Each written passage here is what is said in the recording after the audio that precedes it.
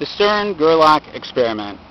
Electron spin is a very unique property, particularly in that a spinning electron can only have two orientations. Experimental confirmation of this property was obtained by two German scientists in 1920.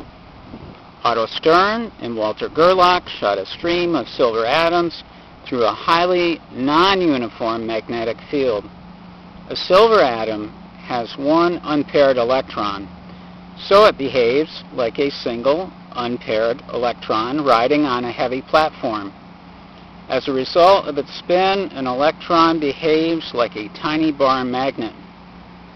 So the atom as a whole also behaves like a tiny magnet.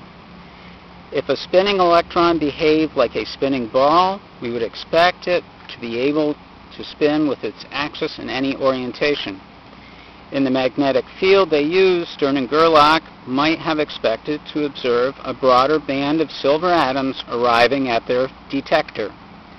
The field would push the silver atoms by different amounts according to the orientation of the spin. Indeed, that is what they observed when they first carried out the experiment. However, it is a difficult experiment to properly do because the atoms collide with one another in the beam, and these collisions affect the paths randomly. When Stern and Gerlach repeated their experiment, they used a much less dense beam of atoms, thereby reducing the number of collisions between the atoms.